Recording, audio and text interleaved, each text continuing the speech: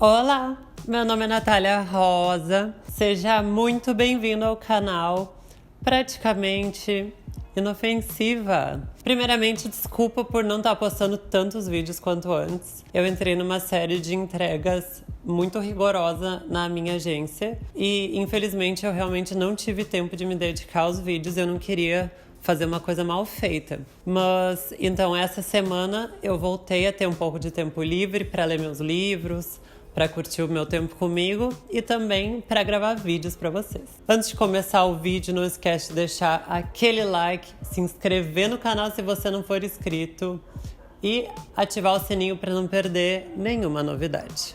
Eu já falei isso várias vezes aqui no canal, mas para quem não sabe, eu me assumi para todo mundo somente aos 26 anos de idade. Então, como foi uma idade um pouco tardia, eu já não morava com meus pais, eu já não dependia financeiramente deles.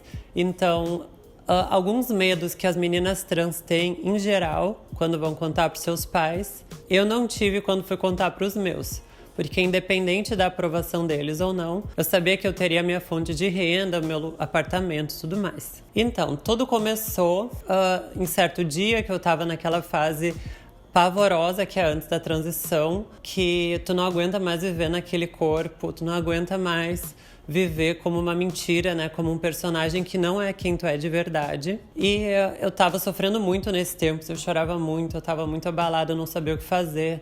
Tomar o primeiro passo era muito difícil. Então, certo dia eu tava sozinha no meu apartamento e eu resolvi assistir um filme, desculpa. Eu não lembro exatamente qual é o nome do filme, só que ele era um filme meio espírita, assim, que mostrava uma família que morria o pai e os dois filhos e a mãe ficava viva. E daí mostrava toda a saudade da conexão do pai no plano espiritual e da mãe aqui na Terra. E blá blá blá, uma coisa assim que não tem nada a ver com a temática trans, na verdade.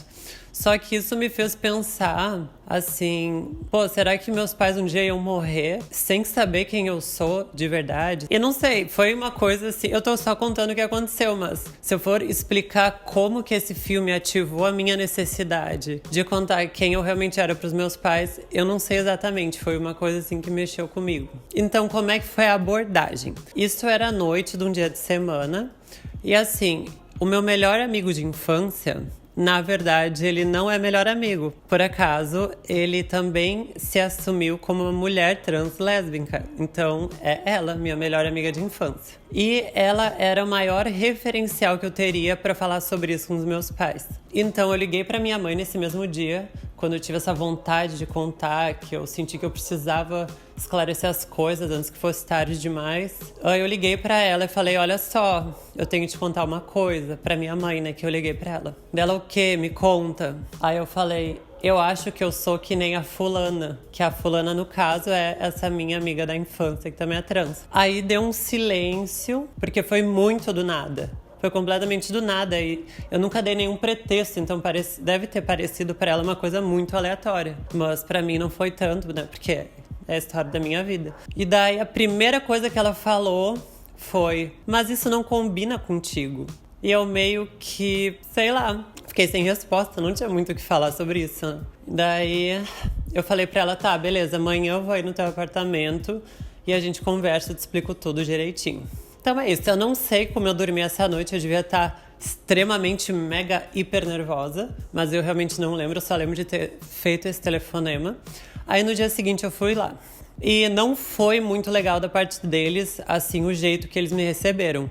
Porque o meu pai, que também sabia da novidade, ele ficou andando pelo apartamento, cozinhando, assim, fingindo que não era nada demais, sabe? Ele não sentou pra prestar atenção. Ele ficou se fazendo de louco pela casa. Enquanto mas ouvindo, claro, né? E a minha mãe sentou comigo ali na sala pra me ouvir. Então eu comecei a falar sobre que desde criança eu me entendia mais como mulher, uma coisa que eu fui me entendendo, né? E que eu comecei a esconder desde muito nova. Eu mostrei umas fotos antiguíssimas. E tem algumas fases da minha vida que eu desapareci com roupas e maquiagens da minha mãe e da minha irmã. E daí eu lembrei ela disso, contei as histórias, enfim, algumas coisas do passado. Mostrei umas fotos pra ela entender melhor de onde estava vindo isso, mostrar que não é uma coisa aleatória, que é uma coisa que realmente estava me seguindo há muito tempo. E assim, a reação inicial dela foi meio que um ponto de interrogação, assim. Ela não sabia exatamente, assim, como reagir, como me apoiar, porque, assim, eu sou uma mulher trans lésbica, ou seja, eu só me relaciono com mulheres. Então não teve nem aquele passo de, por exemplo, é gay e daí se assumiu mulher trans. Isso não existiu na minha vida, porque eu sou uma mulher trans e se relaciona com outras mulheres. Então, na cabeça dela, ela viu o filho, né, filho hétero, que sempre se mostrou hétero, agora querer vir com essa de ser mulher trans. Então, realmente foi um choque, ela ficou meio sem reação. Daí, ela perguntou, quais seriam meus próximos passos? Aí eu falei que já tinha começado a tomar hormônios, falei que queria fazer uma cirurgia. Daí eles ficaram um pouquinho assustados, mas assim, meio que aceitaram dentro do possível naquele momento. Até aí parecia tudo bem. Aí beleza, né? Eu fui pra casa, não exatamente confiante, mas assim, porque eles também não mostraram nenhuma reação muito forte. Até que durante a noite eu recebi um e-mail. O e-mail do meu pai. Que eu acho que é injusto com ele falar nesse e-mail aqui e colocar ele como, meu Deus, uma pessoa horrível por isso, porque ele se arrependeu quase que imediatamente. Tá, mas ele me mandou um e-mail falando mais ou menos assim. Fulano, eu não tenho certeza se isso que você quer fazer é uma boa ideia. Você vai ser uma mulher feia e desajeitada. Então, foi engraçado, porque, tipo, de todos os pontos que ele poderia trazer, ele trouxe a estética final que eu ficaria. Então, eu achei isso meio engraçado, mas, assim, meio aleatório também. Mas depois, no dia seguinte, ele mandou um e-mail pedindo desculpas, que ele começou a ler sobre o assunto, porque meu pai é muito inteligente, ele é culto, né? Ele começou a ler coisas científicas e viu que realmente é uma coisa séria, disforia de gênero. As coisas que a gente sente, que a gente vivencia, não é um achismo, não é uma brincadeira.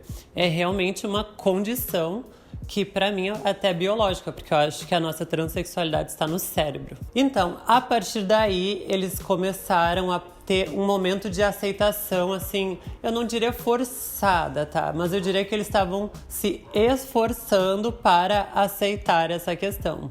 Então, eles falavam coisas até que interessantes, do tipo, quando tu for, já estiver vivendo como mulher, eu vou te chamar de Naná, coisas assim, tentando criar um senso de inclusão, né? Só que ao mesmo tempo, eles não paravam de errar pronome, ficavam chamando ele, fulano, fulano, fulano.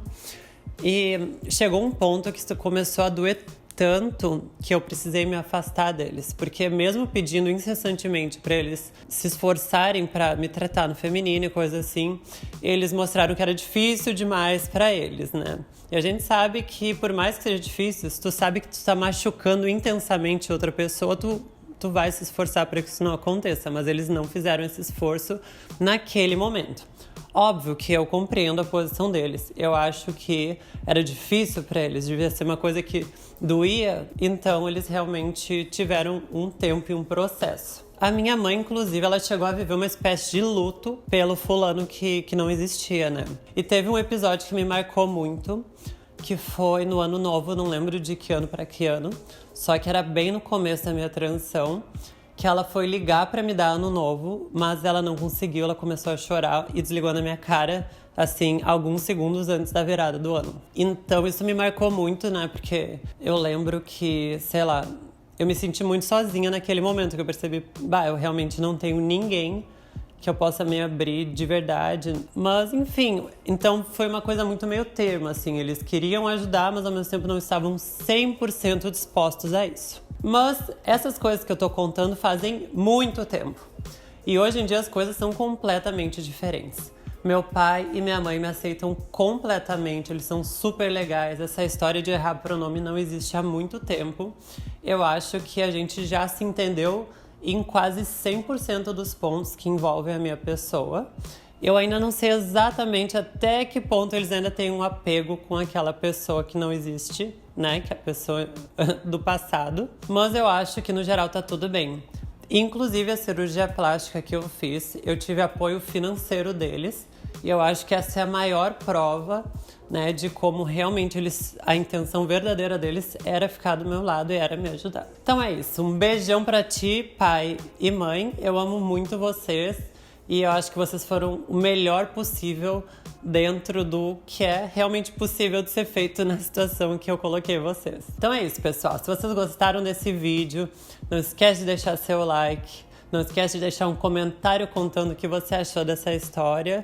E se inscreve no canal se você não for inscrito. Um beijão e até a próxima.